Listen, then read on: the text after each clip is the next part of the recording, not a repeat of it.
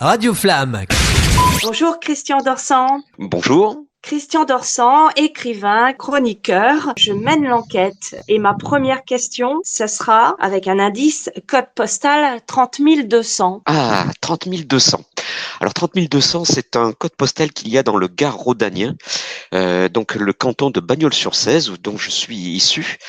Je tire mon pseudonyme d'un petit village qui s'appelle donc Orsan. Je suis Christian du village d'Orsan, Christian d'Orsan. 30 200, Bagnols-sur-Cèze. Voilà. Et dans ce canton se déroulent donc 3 enquêtes sur un flic plutôt théosophe, plutôt réservé, plutôt intérieur, qui s'appelle donc Delarc et qui va donc mener des enquêtes avec une collègue qui, elle, est tout à fait son opposé, qui est plutôt rentre-dedans, qui est mère de famille, qui est plutôt cash, comme on dit.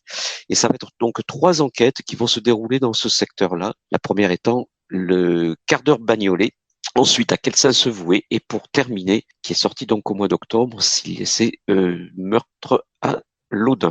En ce qui concerne l'identité, on a déjà beaucoup avancé. En ce qui concerne aussi l'écriture, les polars, on a déjà de gros indices. Par contre, j'ai suivi votre trace jusqu'à Nantes, où on vous retrouve dans une association, les auteurs nantais. Oui, tout à fait. Alors, Nantes, j'y vis depuis 17 ans. C'est un bon équilibre pour moi entre le travail, la vie tout court, de citadin, et également l'écriture, parce que je fais partie effectivement des romanciers nantais. Et puis c'est aussi une source d'inspiration pour mes livres avec Vibration Édition, où je travaille beaucoup sur l'intimité et le rapport aux autres. Beaucoup d'informations circulent également sur vous, Christian Dorsan. Sur Internet, j'ai lu des choses très intéressantes sur votre blog qu'on peut retrouver aisément avec votre nom. L'homme est un Playmobil pensant. Oui, effectivement, il m'arrive de faire des posts un petit peu drôles, humoristiques, ou qui cachent quand même quelque chose de toujours, entre guillemets, de profond, c'est-à-dire qu'on va traiter des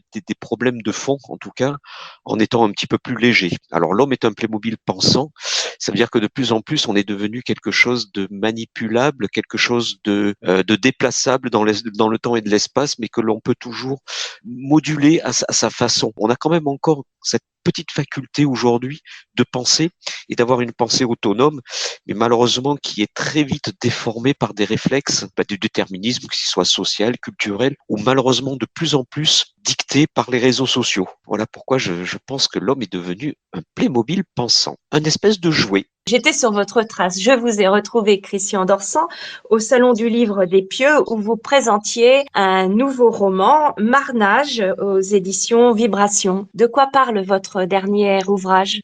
Marnage se passe dans la Loire-Atlantique, entre Guérande, Bas-sur-Mer et Nantes. C'est l'histoire d'un petit glandeur qui va penser être le roi du monde et qui va donc vraiment s'étaler, comme on peut dire. C'est Erwan, c'est un jeune, il n'a pas encore 30 ans, il a une relation avec une éditrice féroce, cougar, parisienne, qui a une maison de vacances à Guérande. Elle diffuse un auteur colombien qui est pressenti pour être donc le prix Nobel de littérature parce qu'il pourfend le monde des cartels et il est recherché partout dans le monde. Personne ne connaît son visage. Et un jour, il doit venir se reposer quelques jours à Guérande, mais c'est le secret absolu.